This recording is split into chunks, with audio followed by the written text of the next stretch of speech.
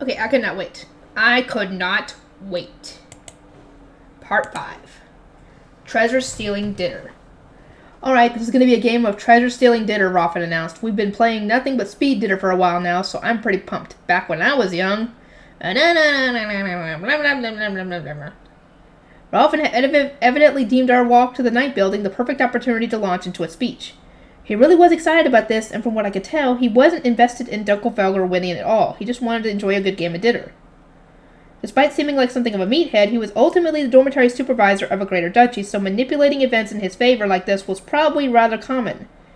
Or maybe he hadn't even considered the idea that Dunkelfelger might lose. Probably the latter. While I was thoughtfully watching Roffin, Hersher gave a small shrug. It's quite clear that Roffin is dying to play dinner with you. The infamous disciple of the great Ferdinand, she commented. He was stunned to see you so frail in the farthest hall, but with treasure-stealing dinner, you can show your talents as a tactician. I imagine he hopes to see whether Ehrenfest will pose a threat at this year's Interduchy tournament. Oh, that's gonna be good. Roffin was intensely passionate about the dinner played during the Interduchy tournament, so it made sense that my reputation had caught his interest. It sounds to me like Professor Roffin's intentions here are far removed from the actual problem at hand, I observed. That is correct. I imagine he does not care in the least whether Lord Lestalant becomes these magic tools' new master. His priority is seeing how strong Ehrenfest is, and in turn, how strong you are. There are only a few students who know your mana compression method in the academy this year, but the immense growth they have displayed on top of our duchy's stunning written grades has caused quite a stir among the professors. I could feel all the looks on the Ehrenfest Knights were giving me, and their gazes were agony. I couldn't deny that I had given everyone a slight push and a bit of incentive, but their high grades were ultimately the result of their own efforts. They barely had anything to do with me at all. What I was more concerned about was Roffin's enthusiastically demanding a rematch after we beat him. I get the feeling that Professor Roffin will start being quite a pain in the neck if we win this. Should we lose on purpose, I asked. Lady Rosamund, what are you saying? Hersher shouted. You have to win. Lord Lestalant will steal Schwartz and Weiss away otherwise. Oh, if I see Professor Hersher gets just as heated when her research is involved, oh, definitely. The goal here was to win, but I didn't want to win in a way that stood out too much. We had a blessing up our sleeves, but the knights hadn't yet formed anything resembling a proper battle strategy. Would it really be that easy for us to win a game like Treasure Stealing Dinner, which was all about outwitting your opponent and catching them by surprise? A game about outwitting one's opponents, huh? No wonder Ferdinand dominated it. Oh, definitely, he did. I desperately searched my memories to see if any of the tactics mentioned in Ferdinand's reference documents would work here. I was still lost in thought by the time we reached the stadium. It's so huge! We were standing in a circular stadium about as big as a baseball field, designed for high beasts to be flown around inside. I was initially convinced this was an open-air venue. A cloudy gray sky stretched out overhead, and mounts of snow floated down toward us, but I couldn't actually feel any wind, and it looked as though the snow was hitting against a transparent ceiling of some kind. I'm assuming a magic barrier. A hallway had taken us directly from the main building to the stadium, leading to an area that I assumed was where the audience would normally gather.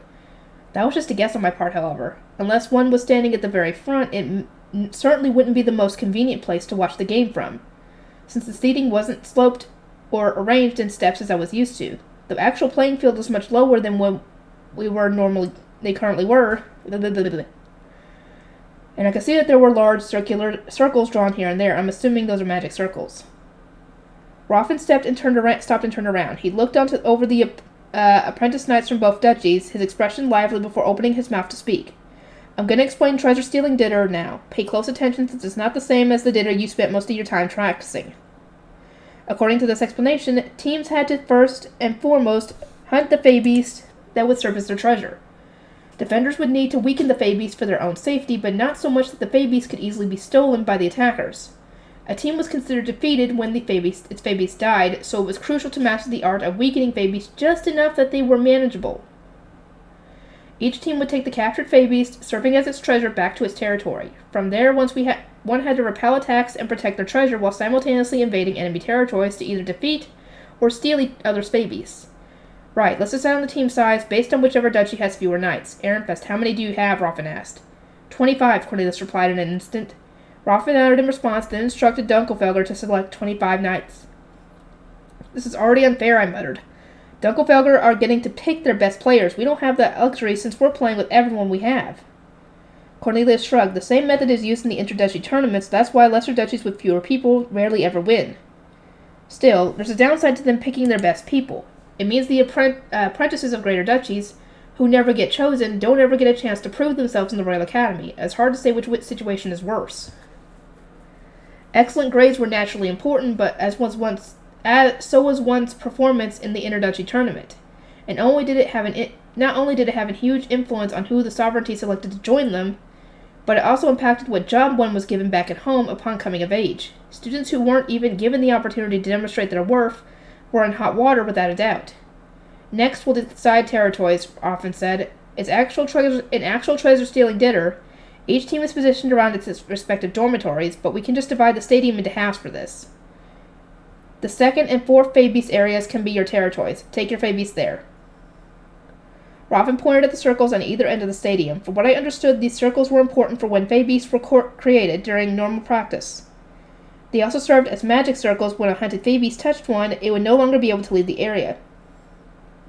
We'll also implement a time limit for this game, Robin continued. Dunkelfelger wins if they can kill or steal Ehrenfest's Fabius within the allotted time. Ehrenfest wins if he can outlast the time limit or if they manage to kill or steal Dunkelfelger's Fabius. Naturally, either team will lose if they accidentally kill their own Fabius. Fabius turned into Phaestones when they were killed, and a dead Fabius would instantly settle the match. Victory could also be secured by capturing the enemy's Fabius alive, which involved taking it from their territory into one's own. But this was so unnecessarily hard to accomplish that nobody even bothered to attempt it. That's everything. Any questions? Roffin asked, looking over the knights. I shot my hand up. Professor Roffin, can we use Phaestones and magic tools when playing dinner? Could we use a Phaestone to make a barrier, for instance? Absolutely. Back in the old games of treasure-stealing dinner, with all the duchies played at once, using magic tools was par for the course. Games sometimes lasted long enough that teams needed to rely on rejuvenation potions, especially if someone got hurt. I see. Thank you ever so much. It wouldn't surprise me if a certain high priest kid hid tons of magic tools all over himself. I pressed a hand against the leather pouch hanging from my waist, confirming that there was rejuvenation potions and Phaestones inside.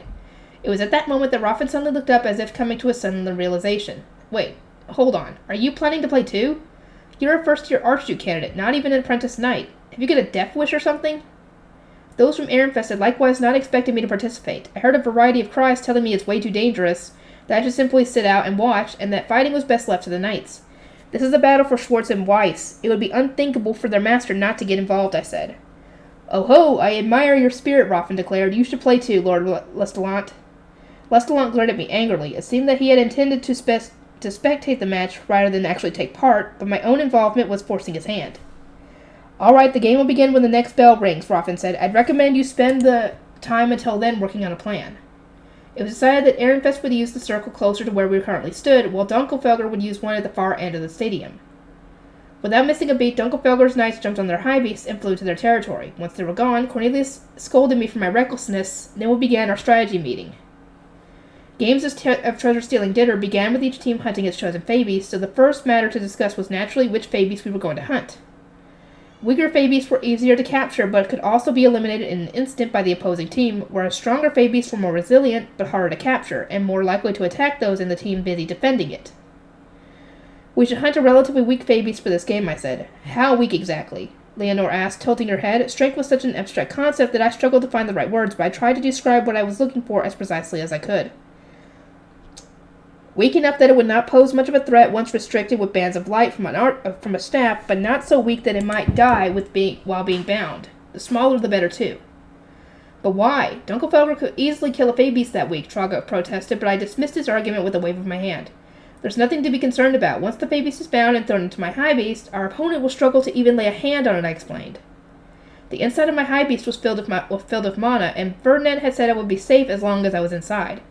Attackers couldn't break Leslie without overwhelming my mana with their own, and I wasn't too worried about that. I doubted there were many apprentice knights in the Royal Academy who could overwhelm the mana of an Archduke candidate with mana as compressed as mine. The apprentice knights widened their eyes in surprise after hearing my plan. That's just... Cornelius trailed off. Isn't it cowardly for us to hide our Fabius somewhere they cannot attack it? Traugott asked.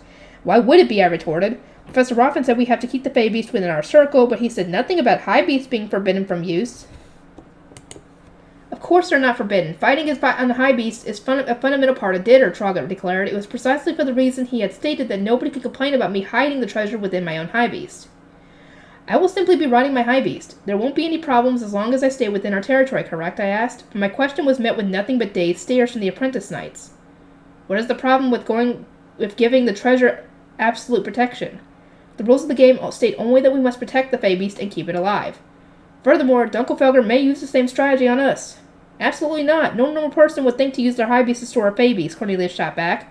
He had a point there, especially considering that the apprentice knights didn't even have drivable high beasts to begin with. Exactly. So they won't be able to get to it. You are all acting as though storing our treasure in my high beast will make it invincible, but that is absolutely not the case, I argued. There are ways Dunkelfelger can still succeed. We are simply relying on the situation being so abnormal that they struggle to realize them. I gazed across the knights as they continued to blink in surprise, trying to encourage them to think on their own. They needed to protect my high beast with its potential weak points in mind, but they were evidently struggling enough that I decided to provide a hint. Angelica, do you recall our victory conditions? Hang on, I'm trying to set this down, because my arm was hitting and I didn't want it to fall. Defend our Fey Beast until time runs out, or defeat our opponent's Fey Beast. Was there something else? Cornelius raised his hand, seeming to have had a sudden epiphany. Or steal our opponent's Fey Beast, he added. Are you warning us that they might attempt to steal your high beast with the Fey Beast inside? Exactly. It is entirely probable that they will capture my high beast in the same way it was captured 2 years ago, though it was an abnormal enough approach that I am unsure they will realize it straight away. The moment they do, though, you yourself are going to be in danger, Cornelius said with a pained expression. Regardless of whether we win or lose, I will be safe as long as I remain in my high beast. Even during the incident, I would have most likely been safe had I stayed inside, Leslie, and not tried to get out. Still, I do not wish to put you in danger. I couldn't help but sigh at Cornelius's obstinacy. The very reason for strategizing is to outwit one's opponent and catch them off guard. A head-on engagement with no greater plans is no fight at all. Dunkelfelger already has a strength advantage since they were able to choose their knights. The only way for us to even the playing field is by outwitting them. Exploit absolutely every weakness you can without restraint. Surprise them time and time again, lay traps for them to walk into, and ultimately secure the best possible result for ourselves. You will never become as cold and calculating as Ferdinand if you only ever attack your opponents head-on without any trickery. It was at that moment that I had my own mini-revelation. Actually, never mind. It just occurred to me that we do not need more cold, calculating individuals, he said, backpedaling at once. I knew deep down that nothing at all good would come from more people I know acting like Ferdinand.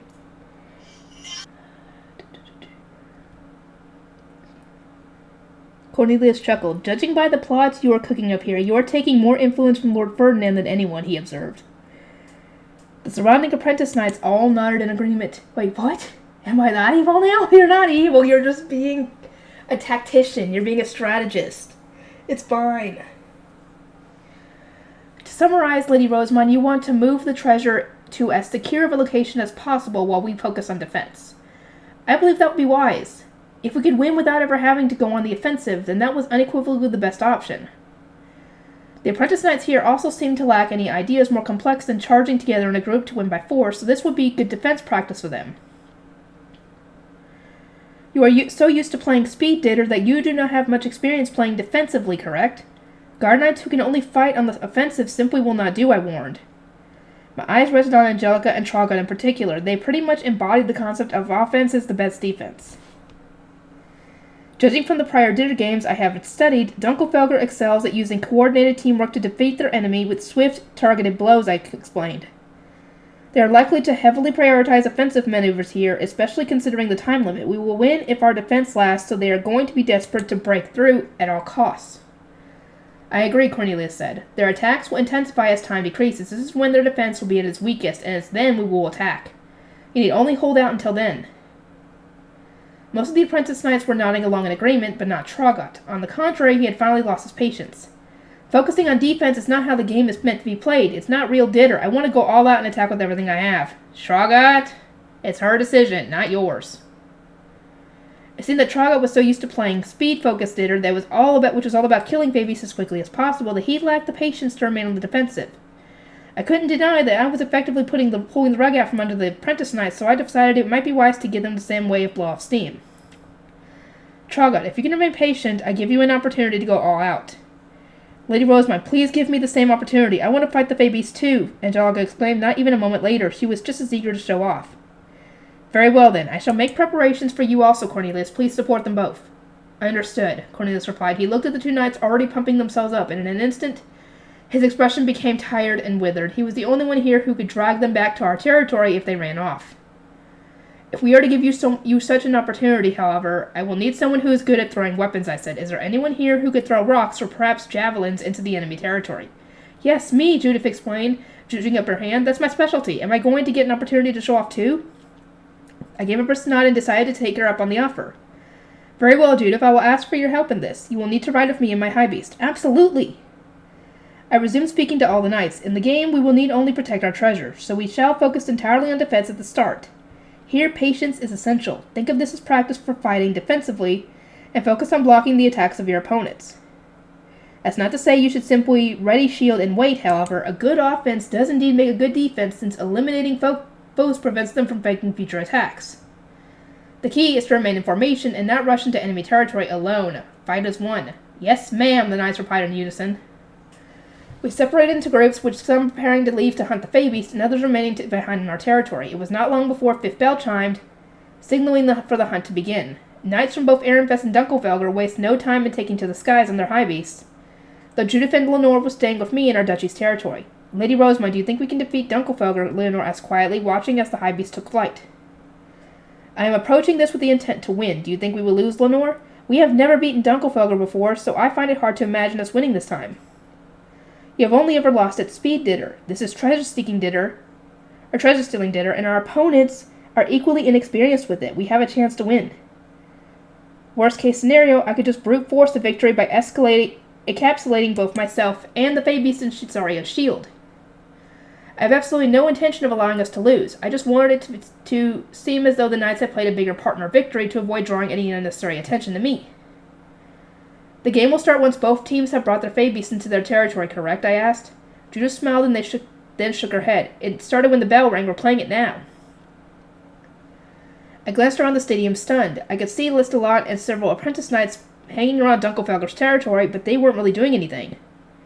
They merely seemed to be waiting for the Fae Beasts to be brought back. If the game has already started, why are we not attacking each other? What's the point of attacking their territory when they don't have yet a Fae Beast? Well, could one not theoretically attack the knights as they're bringing it back, I asked? They would surely be weary from the fight, they would be traveling with a dangerous Fae Beast in tow, and their guard would almost certainly be down. It seemed to me like the perfect opportunity. Lady Rosemont, would that not end the match before the competition has even begun? Judith, what in the world are you saying? You told me it had already begun barely even a moment ago. Lenore blinked in surprise several times. You are quite right, Lady Rosemont. That was quite the blind spot, she said. As it turned out, the apprentice knights were only experienced with practice games of Ditter, during which they waited for the professors to prepare the Fae Beast before the starting signal was given. Lenore noted that the knights had never played a game of treasure-stealing Ditter that included the Fae Beast hunting stage, and so it hadn't occurred to them that they could act so soon.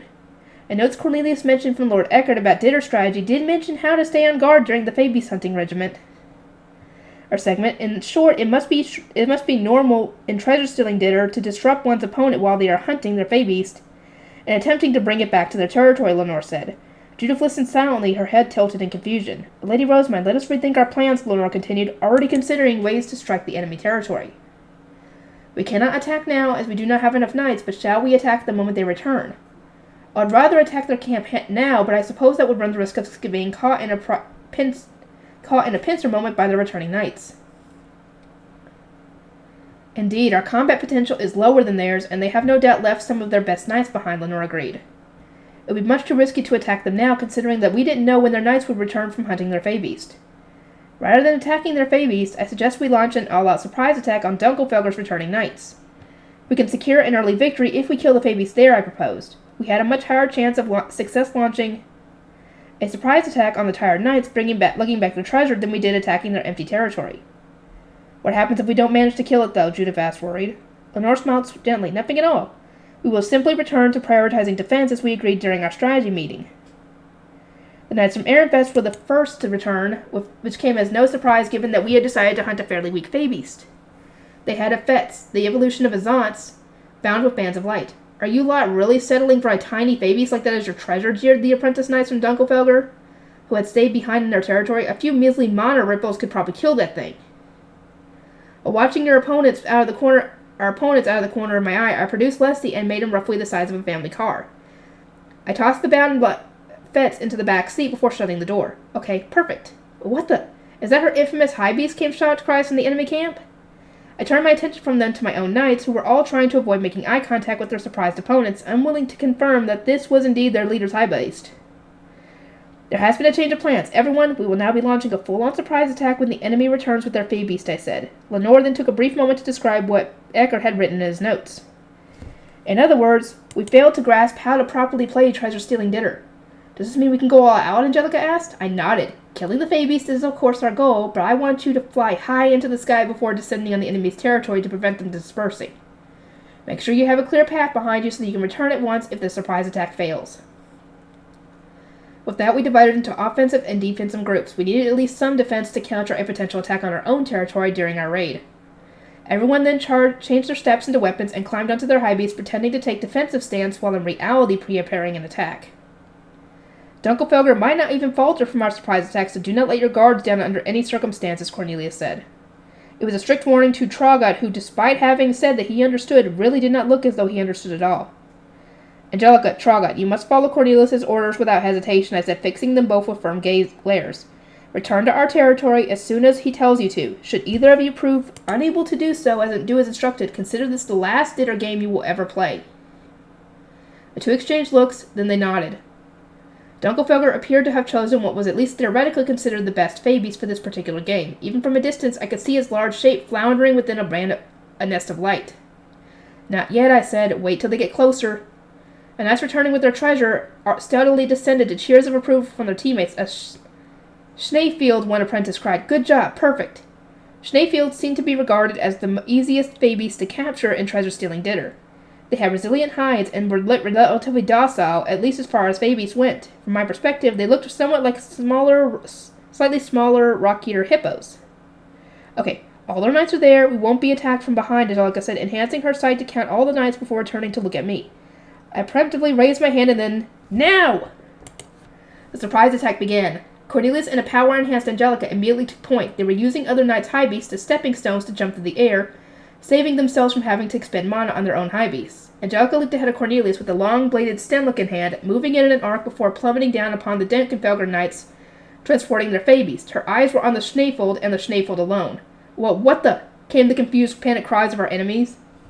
Angelica's one-woman assault had caught them entirely by surprise, and she ripped apart the neck containing the Fey Beast with her mana blade, freeing it from captivity.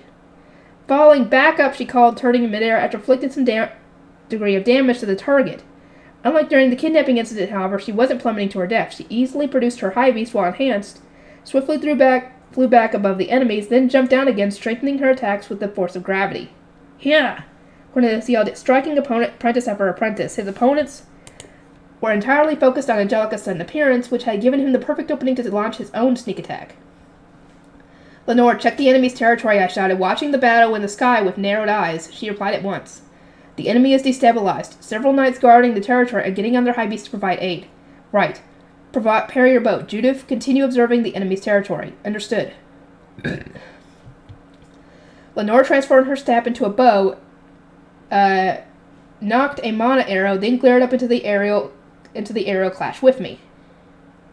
Our plan was to fire a volley that would not only signal our retreat, but also stall any enemies who attempted to chase our fleeing knights and intimidate any others from joining the pursuit. Lenore, shoot when you feel it is time to retreat. I will do my best. Having entrusted Judith with watching the enemy territory, I started focusing on the battle as well. Dunkelfelger was stuck trying to transport their Fey Beast, meaning they needed to leave some knights to protect it. This resulted in them having fewer knights on the attack and made them a far less adaptable force. On top of that, Ehrenfest had the divine protection of Angrif, the god of war. We were clearly at an advantage here. How is Ehrenfest this strong? The knights on the receiving end of our surprise attack sputtered. It seemed they had assumed they would effortlessly seize victory since their duchy was ranked much higher than ours. That's right. I nodded in satisfaction, appreciating how well my strategy had worked. But Ehrenfest's dominance did not last. Do not falter. Defensive positions. Protect the treasure, barked an older student among the Dunkelfelger knights, one who was likely used to taking command. In a blink of an eye, the Dunkelfelger knights organized themselves back into position. Some blocked attacks with shields, others rewove the net used to capture their used to carry their snaffled, some launched counterattacks. Each person had a clear grasp on the role they played, and so the panic from the surprise attack quickly subsided. Half of you return to your territory with the snaffled. The rest keep up the counterattack while gradually moving to rejoin us, the older student continued. A nice reply to the crisp, "Yes, sir," as some began making their way back to their territory. Our surprise attack had ultimately been a half success. We had managed to stun Dunkelfelger and disrupt their formation, but they were so well trained that a single bark from a superior officer had put them right back into place. I guess they don't win the Interduchy tournament every year for nothing. No, that's true. Gotta be ready. I had no choice but to applaud our enemy's excellent teamwork, but also sigh in disappointment at our own. Even I could see that Ehrenfest's coordination was embarrassingly bad in comparison. Our teams are like night and day. My blessing meant that Ehrenfest knights were stronger than usual, but they were working almost entirely independent of each other. For that reason, the moment Dunkelfelger began hardening their defense, Ehrenfest stopped doing any real damage at all. Cornelius and the still-enhanced Angelica were going to town, but they were the only two actually having much of an impact. We had a huge potential advantage here, but not the teamwork to properly realize it. Lady Rosemine, the enemies are not coming this way, but more and more of their defenders are leaving to join the attackers. As their treasure approaches their territory, Judith shouted. Dunkelfelger were fighting at half strength while they defended their treasure, yet we were still doing barely any damage to them. Once they had the treasure secured and could go all out, they could wipe us out in an instant. Lenore glanced my way before firing the arrow, calling for a retreat. It arced through the air, then exploded noisily above our knights. "Retreat," Cornelius ordered, spurring the Ehrenfest knights to immediately start falling back. "Support them with arrows," Lenora yelled. Several more Ehrenfest knights readied their bows and unleashed a volley of mana arrows as both groups returned to their respective territories, clashing slightly in the process. There was one knight, however, who abandoned the concept of coordination entirely to continue his assault. "Traugott!" I furrowed my brow in frustration just as Cornelius barked for Traugott to retreat. Traugott unwillingly rejoined us, looking very annoyed. The wounded and those lacking mana drank rejuvenation potions to recover. I would have liked to launch a follow-up attack to prevent Dunkelfelger from having the same opportunity to recuperate, but it was hard to imagine Ehrenfest ever having the coordination to accomplish the defeat. Our apprentices are weak, I observed. I had thought that students in the Royal Academy would show at least a fraction of the coordination I've seen from the Knights Order, but I see that was a foolish assumption. The teamwork the Knights Order had shown when hunting the Tromba and the Lord of Winter indicated they were at the very least knew what they were doing. I truly cannot believe our knights are so unable to cooperate. As much as I would like to blame Speed Dinner for this, Dunkelfelger has thus far shown excellent teamwork skills. The knight commander has our sympathy. I will not envy him when he has to train this many new recruits from the ground up. What would you know, Lady Rosemine, Traugott shouted. You didn't even join the battle. It is because I watched from afar that I can speak with such confidence, Traugott. Consider how much you are throwing our entire command hierarchy into disarray by ignoring an order to retreat. Traugott frowned, anger blazing in his eyes. I saw no point in falling back. I could still go on. Of course you can, and that is important because the game is not yet over. It would not do for you to tap out this early on. Then let me fight. Don't shame me with retreat. I widened my eyes in surprise, having not expected him to be this much of a concern. I didn't know what was making him so angry and discontent, but his desperation was making him run in circles. As I have said, a fight is more than just blindly charging one's enemies. Observe your surroundings carefully, and I know that already. Then do it. I hope for your sake that you do. The enemy will now be taking us seriously. This is where our defensive battle truly begins, and it will be your last opportunity to prove that you are capable of proper teamwork. Both sides seemed to finish healing at the same time. We exchanged tense glares, watching each other carefully as Dunkelfelger took on an offensive position and Ehrenfest went on the defensive. Our opponents had no openings. They must have been on guard against another surprise attack, while our formation would most likely break down the second another battle began and Traugott broke away to fight on his own. This isn't good. Unger's blessing wouldn't be of much use if our formation crumbled. The most it would do was delay our inevitable defeat. My aim had been to give the Ehrenfest Knights at least a little experience fighting defensively, but I doubted they would be able to do much better than they had during the surprise attack.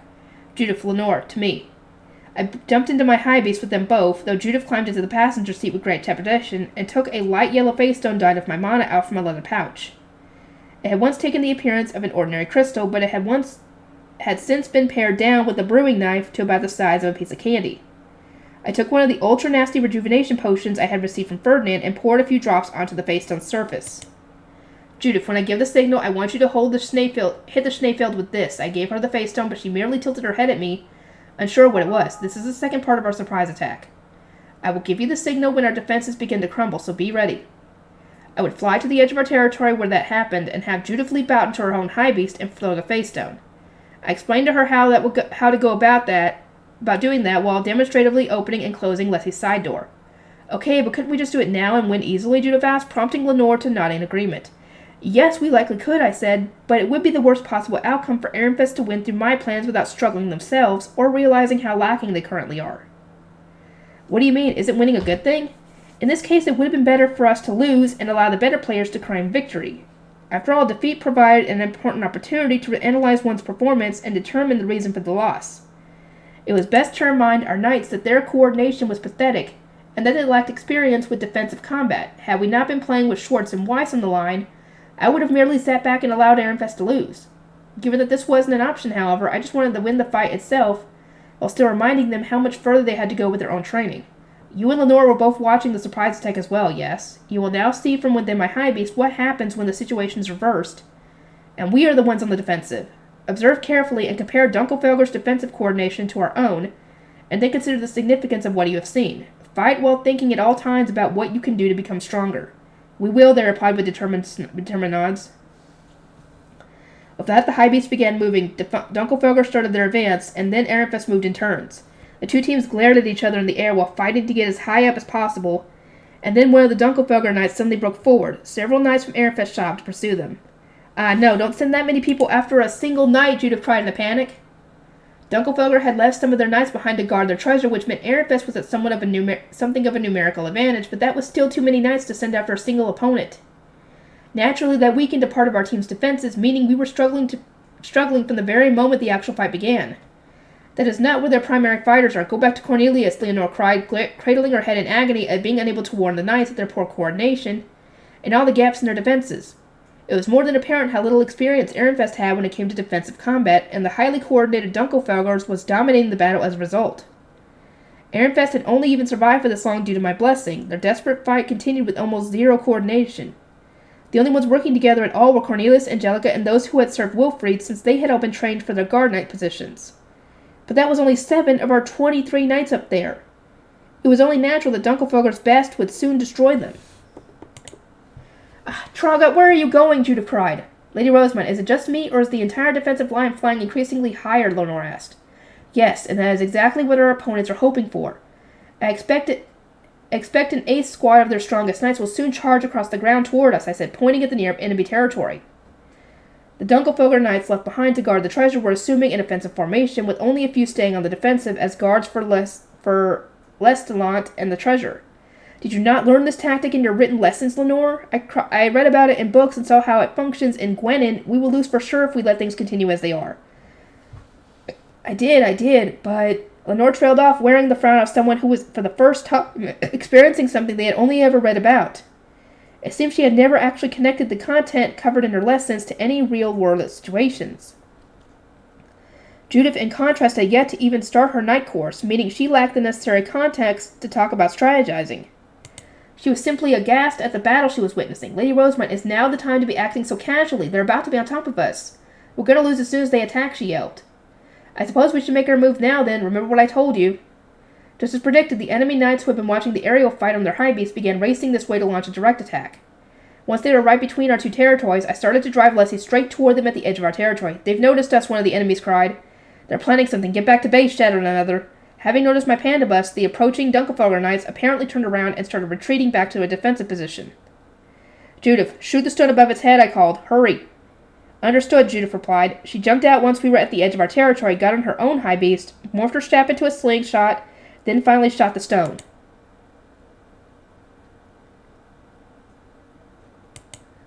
The phase stone soared through the air faster than our opponents could retreat on their high beasts. It followed a smooth parabola before heading straight for the head of the Schneefold, just as planned. They fired something. Block it.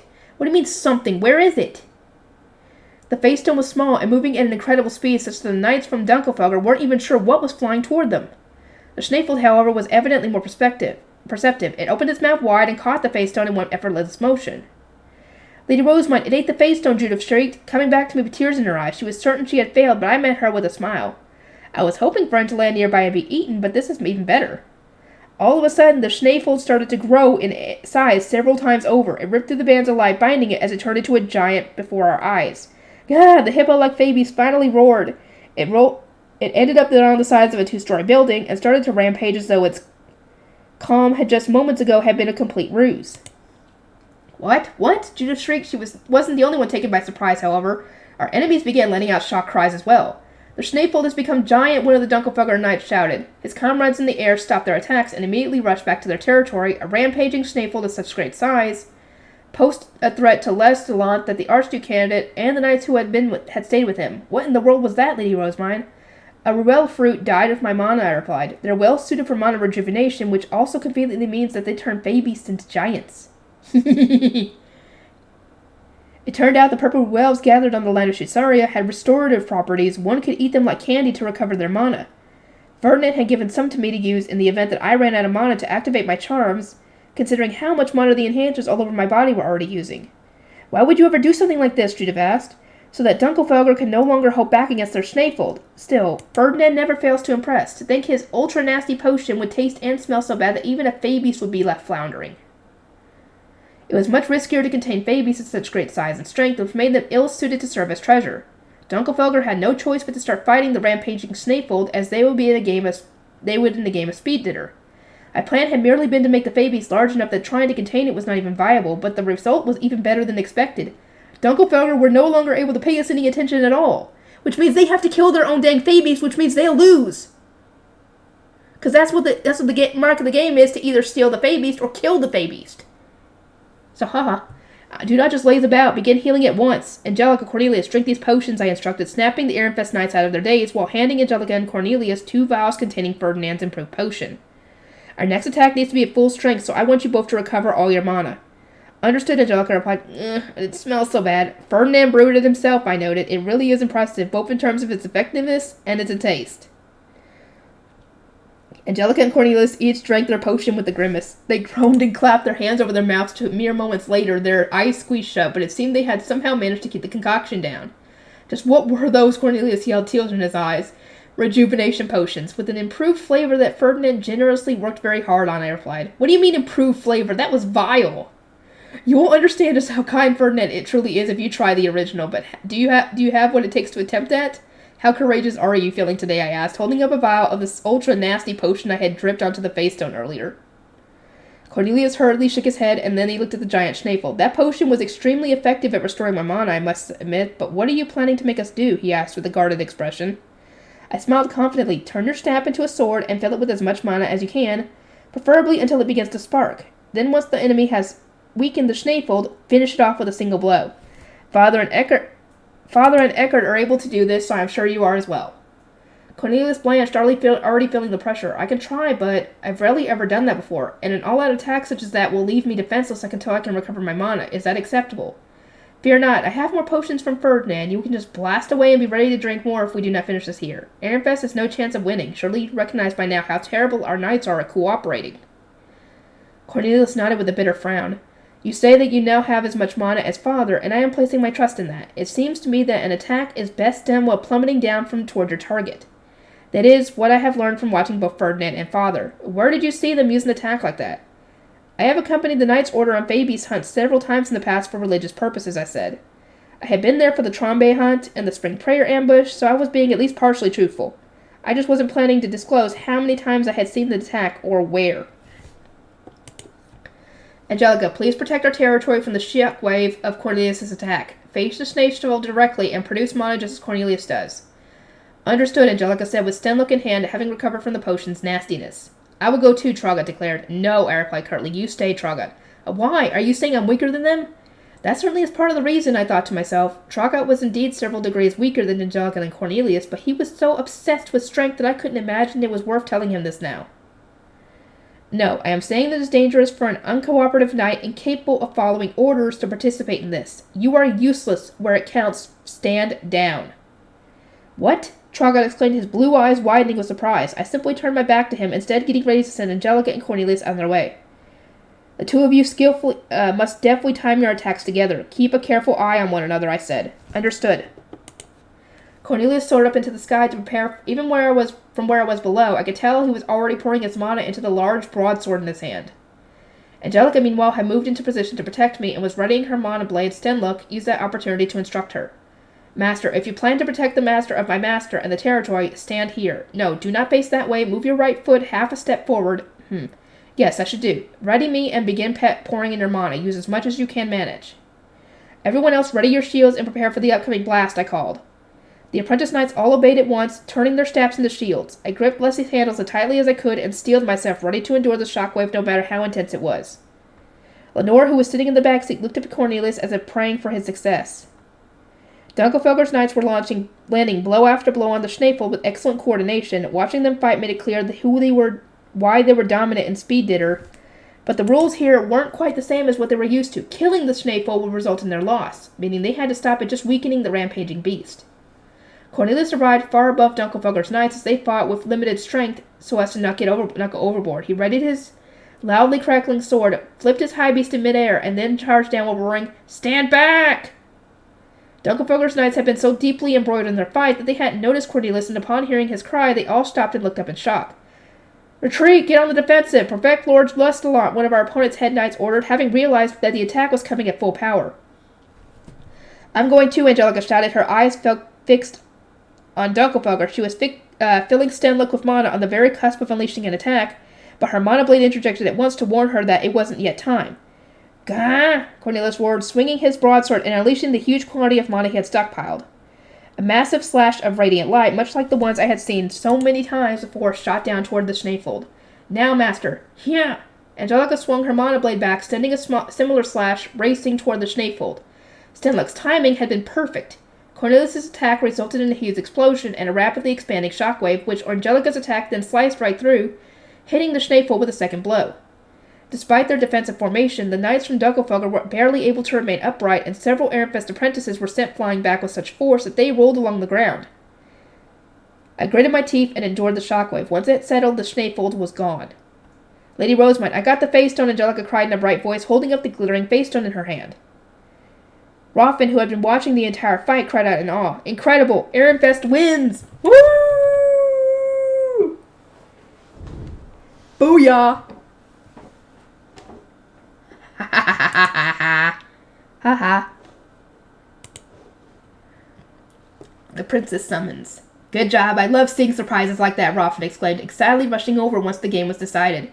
"All those surprise attacks really reminded me of Lord Ferdinand." "Thank you," I replied, lowering my gaze. "However, I would not have won without executing such extreme strategies. I am in awe of the disciple and overall proficiency of Dunkelfelger's apprentice knights. They truly are quite something." Roffin looked over at our recent opponents, who were blinking at me in surprise. I smiled in particular at the apprentice who had taken command of the whole group. Even when a surprise attack caught them off guard while they were moving their Fey Beast, it took only a single bark from their commander for everyone to return to their allotted roles. On top of that, when the Schneefeld unexpectedly grew and Cornelius launched a full-power attack, that same commander instantly moved to protect the Dunkelfelger Archduke candidate, ensuring his safety even when the explosion was so close. Ehrenfest would have been capable of neither such feats. Had our knights worked together as well as those from Dunkelfelger, I was sure we would have won during our first surprise attack. "The coordination and cohesion you displayed was truly a sight to behold," I continued. "Today's game had made it painfully clear that the training of our knights needs to be adapted, in the hope of us one day reaching your level. I pray that your success continues so that Dunkelfelger may be an example for all to follow." The commanding apprentice from Dunkelfelger broke into a smile. "It is an honor to receive such praise from an Archduke candidate. We too learned much from this game, as it was nothing like playing the kinds of dinner focused only on hunting Fey Beasts. We look forward to a rematch against the knights you have trained. I will simply be informing the knight commander of this, and I do not plan to play a game of dinner like this again. But I will do my best to raise our ranking at least somewhat higher during the introductory tournament," I replied with a vague smile, mostly ignoring the request for a rematch. My plan was to dump the duty of training the apprentices on the Knight's Order and leave it at that. "Ah, finished already, I see. Who won?" Anastasius asked, walking over. He had been attending lessons, so he hadn't been able to watch. "Ehrenfest did, Princess Anastasius." Roffin started to fervently describe the match, but Anastasius silenced him with a wave. "There being a winner is all that matters," the prince said. The sky was already getting dark, and nobody had time to hear such an extensive summary. "Dunkelfelger were the ones who suggested this match. You have no complaints, I imagine?" he asked Lestalot. "None at all. They won, and so I will stand down," Lestalot replied, kneeling before the prince and announcing that he would leave Schwartz and Weiss alone. "Thank God!" I sighed in relief, which made him glare at me. "I saw with my own eyes your string of vile plots, however. I will never accept that you are a saint." And after that remark, Lestalot strode away. Anastasius grimaced. "Did you pull some form of malicious trickery during a game of dinner?" he asked, looking down at me. I may have used a few devious plans, but whether they can be described as malicious depends on the person, I imagine.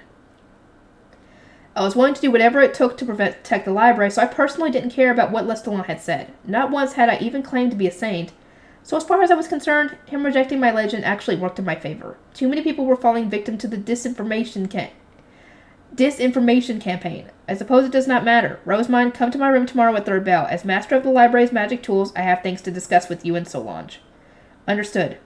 We promptly dispersed after Anastasius had given me his invitation. He watched with wide eyes as Hersher flew back to her research lab or wherever she was heading, perhaps seeing a drivable high-beast for the very first time. I watched his surprise out of the corner of my eye while returning to the dormitory. How did you end up playing Ditter? Explain, Rosemine, Wilfred yelled with tear-filled eyes the very moment the dormitory door closed behind us. Rayarda sent an ordonnance midway through to say what was going on, but I only had one guard knight with me, so I couldn't even leave the dorm. I was suffering here the whole time you were playing. Not having much else to do, I explained how Dunkelfelger had been camped out in front of the library, how our encounter ended up turning into a game of Ditter, and how Anastasius had summoned me once the match was concluded. A summons from the prince. Let me get this straight. You measured Schwartz and Weiss, fought back in ambush, played a game of Ditter, and now received a summons from a prince, all on the same day. How am I going to report this much news to Father? Oh, that reminds me, I noted. In your report, could you inform the Knight Commander that I think he should review the training the apprentices currently receive? Wait, Rosemine, save that for later. We're talking about you right now. What in the world did you do to receive a summons from Prince Anastasius? Wilfried asked. I was more interested in him asking Karlstedt to readjust the apprentice training regimen, but it seemed this matter took priority. It's about Schwartz and Weiss. Prince Anastasius said there are things he needs to discuss with Professor Solange and me. All right, as long as you don't have an angry royal shouting you down. Agreed. After dinner, we gathered the apprentice knights who had participated in the dinner game for a performance review. Some were just happy to have beaten Dunkelfelger, while others were still struggling with how different treasure-stealing dinner was than the types they were used to, but they were all surprised when Lenore and Judith explained what they had realized watching the battle from afar. We defeated Dunkelfelger today not by our own strength, but through Lady Rosemine's schemes, Lenore said. We deserve to lose, and I believe we have much to learn even when playing speed dinner.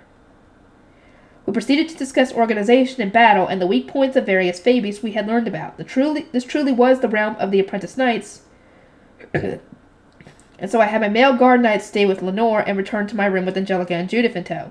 I was exhausted from everything that had happened, and my summons from the prince was to take place tomorrow. The sooner I bathed and climbed into bed, the better. Oh, where is Rayarda? I asked. Lisletta and Brunhilde had prepared my bath and moved to start bathing me when I returned, but in an unusual development, Rayarda was nowhere to be seen.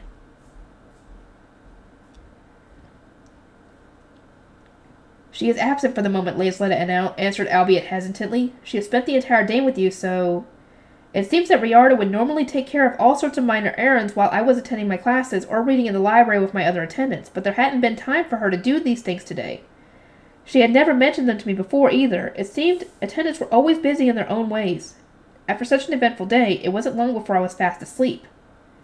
It was the day of my meeting with Prince Anastasius. Rayarda told me to bring at least one gift to improve the prince's mood, and so I asked Hugo and Ella to bake 2 pound cakes first thing in the morning, one made with rum toff mixed in, and the other made with honey.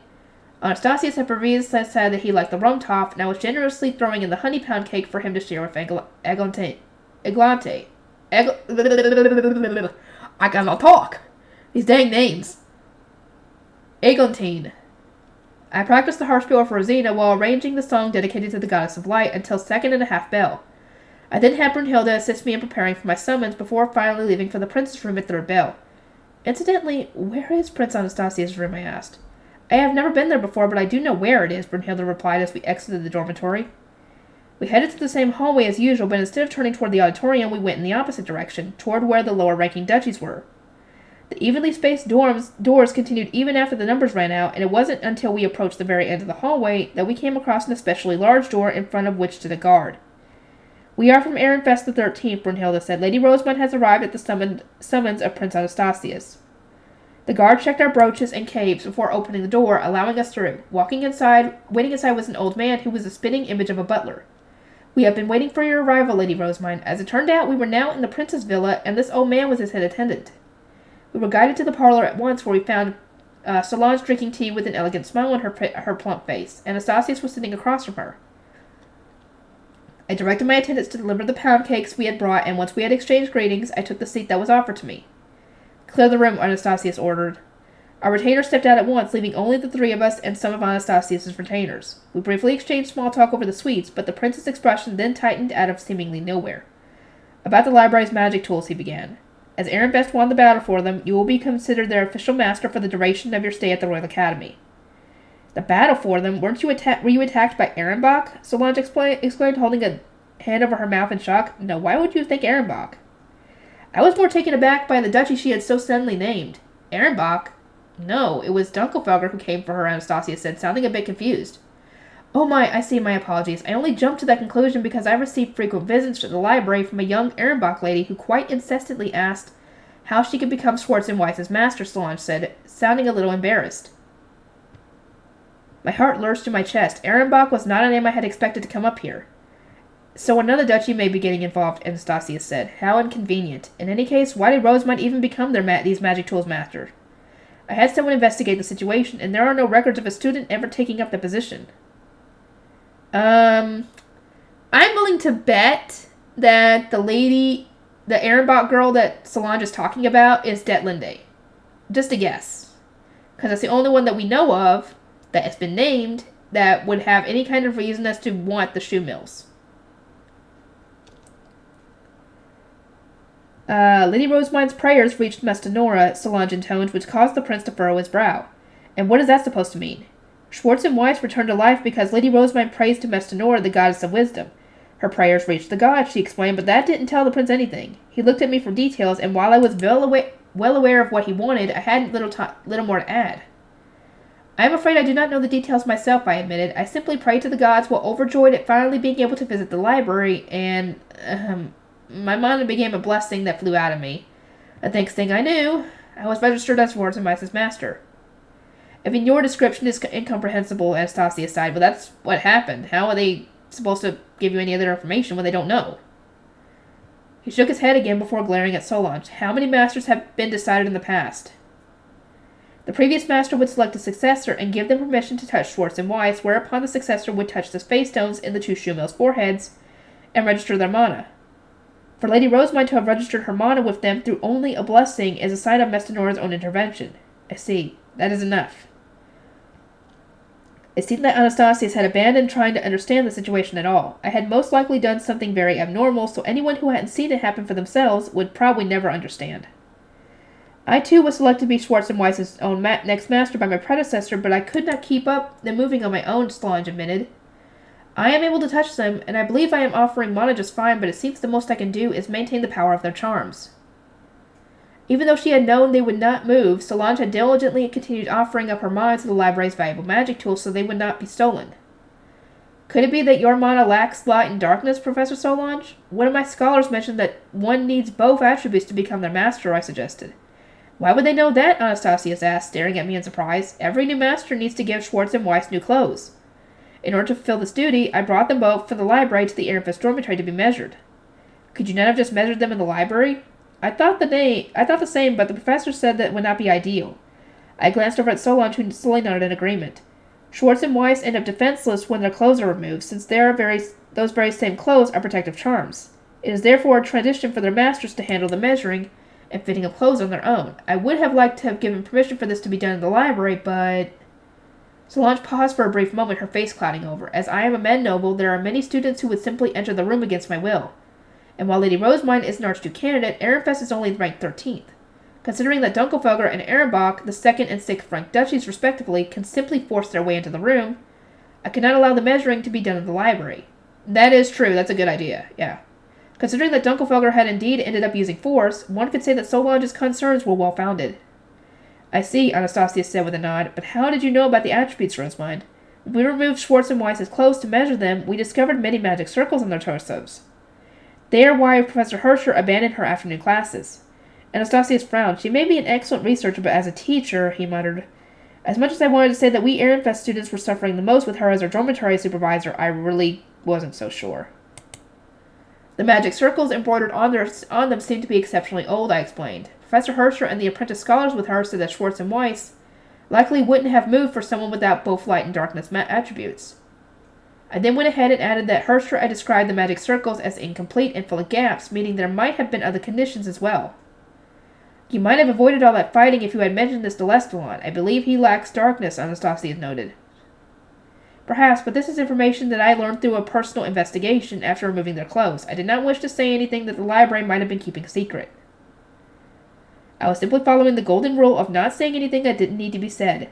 As a noble, it was essential to know what information could be shared and what had to be kept under wraps. All this aside, Lord Lestalon is not keen on visiting the library, so he would never be suited to serve as Schwartz and Weiss's master, I continued. They need to be given mana once every 3 days or so, and nobody who wants them solely for widening and how...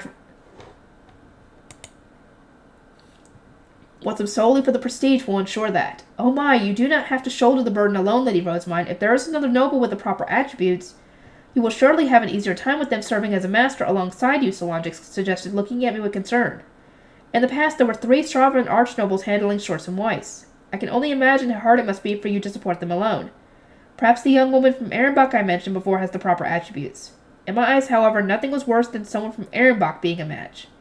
I did think it was unusual how often they needed replenishment, I commented. The previous librarians must have filled Schwartz and Weiss with an immense amount of mana for them to have moved on their own for a full year. It was likely a process done over a considerable time span, but still, the amount must have been staggering. Solange gave a sad smile, lowering her eyes to the floor. That could be because the 3 librarians brought themselves to the verge of death while filling them with mana before leaving their posts.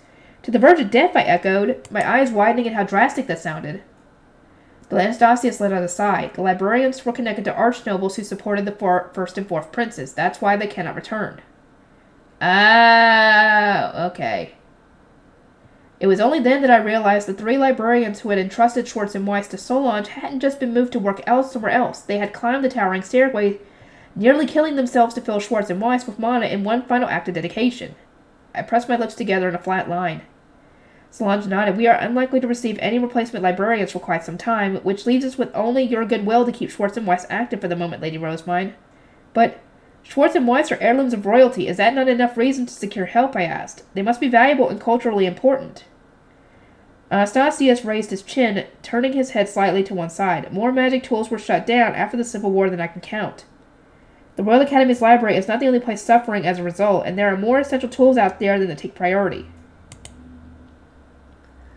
I could guess the number of magic tools that had stopped working was roughly equivalent to how many nobles had been executed. The Civil War had taken place a long time ago, far from Ehrenfest, and yet even I could feel its repercussions. I doubt we have the resources to send any workers capable of supplying the library's magic tools. If you want them to keep functioning, then you will need to keep filling them with mana out of the goodness of your heart, Anastasius explained with another sigh. This would be much simpler if only you weren't an Archduke candidate. Had I not been an Archduke candidate, I would have been an apprentice scholar in my 3rd year, and then moved to the sovereignty as an apprentice librarian, settling this matter entirely. But Archduke candidates all play crucial roles in their own duchies, so outside of marriage with royalty, they were never moved to the sovereignty. It was a rule decided long, long ago to prevent skilled and powerful successors from being sucked into the sovereignty. Since you are an Archduke candidate, we cannot entrust them to you in full, Anastasius elaborated. He then went on to explain that making me the official caretaker for Schwartz and Weiss will result in the 2 shoe mills becoming Ehrenfest property, which will earn us even more impassioned complaints from the other Archduke candidates. You are simply a helper providing assistance out of goodwill. Is that clear? Yes, my liege. In that case, I shall do what I can to help with the running of the library. I was more than willing to help out with mana contributions. My goodwill for the library was certainly in no short supply. Upon hearing my promise to help, Solange gave a warm smile. I thank you ever so much, Lady Rosemine. Solange, you may leave. Rosemine, you will stay for now, Anastasia said. As you wish. If you will excuse me, Solange respectfully knelt, said her goodbyes, and then exited the room. What is this about? I asked. One moment, Anastasia replied. He fell silent, searching for words while I drank tea and ate sweets. His princely visage from before was nowhere to be seen. He simply gave off the impression of an everyday man thinking about the woman he liked. To be honest, I didn't want to talk to Anastasius about romance. I had already infuriated him during the tea party with the professors. I certainly didn't want to mess up again. Without Eglantine here to restrain him, one wrong move could spell the end of me. And yes, this is definitely going to be about Lady Eglantine. Just let me go already. My perhaps traitorous thoughts were interpreted by Anastasius hesitantly beginning to speak. Rosemine, I expect Eglantine to invite you to a tea party. Eglantine was a beauty who could only be described as the goddess of light reborn. She had a gentle demeanor, was pleasant to talk to, and possessed serious talent for whirling. Attending a tea party with her sounded positively delightful. especially considering that she was an Archduke candidate for Klassenburg. Considering that it was a greater duchy with more influence than Ehrenbach, an association with her would massively benefit Ehrenfest, and none of my guardians would complain about us bonding. I definitely needed something to smooth over the lectures that were no doubt on the way for all the incidents I had already caused. A tea party with Lady Eglantine would be lovely. Right, and so could you ask her what her intentions are, Anastasius asked. He looked up at me with a lighter expression than before, as though he was mentally patting himself on the back or finally choked out the words. Her intentions for what? What? The prince wavered as he was stunned into silence by my response, looking at me with eyes that demanded to know how I could possibly be so oblivious. Whether she likes him! If she wants to be with him, who she's planning to marry! Duh! I could tell it was crucial that I explain my situation to him, otherwise I would just risk making him properly mad. My 2 years spent asleep mean I have socialized far less than one might expect, so I do not quite understand subtle turns of phrase as easily as most others. I am also unable to ask my retainers what you might mean, since they are not here. Speak of this to no one, Anastasia snapped. I cleared the room exactly so that none of your retainers would know about this. Then please tell me what exactly you wish for me to ask. I am admittedly feeling a great deal of shame after having exposed my ignorance to none other than a member of the royal family. We were both embarrassed here. There were far greater failures to a noble than being forced to admit that you could not do something. Anastasius cradled his head as if agonizing over having to elaborate, but he ultimately glared at me with an embarrassed look. I want you to ask her about her future plans, especially who she plans to have escort her during the graduation ceremony. Now that he mentioned it, I seem to recall that the two princes were both battling for Eglantine's heart after all. She was an important piece to securing the throne. To think Lady Eglantine has to make such a heavy decision, she has my sympathy. Perhaps you should make this request of someone more socially adept, I said. Then you wouldn't have needed to embarrass us both. Anastasius just glared at me. Do you really think I would not have already done so? She always said that she only wishes for more time to think, but we are graduating this year, so time is running out. It seems to me that Eglantine might lower her guard around you, considering that you look so young and she took such a liking to you after just one tea party. I really doubted that the Archduke candidates of a greater duchy would ever lower their guard just because someone looked young. Men in love sure looked at the world through rose-colored glasses. They saw everything exactly as they wanted to see it. I do not know how she will answer, but I do not mind asking her the question, I conceded. Yes, good. It's not like I could turn down a request from a prince anyway. This might end up being a royal pain in the neck. Oh, Riarda's wrath. Oh dear. I'm gonna have to end this off here. I will see everybody next time.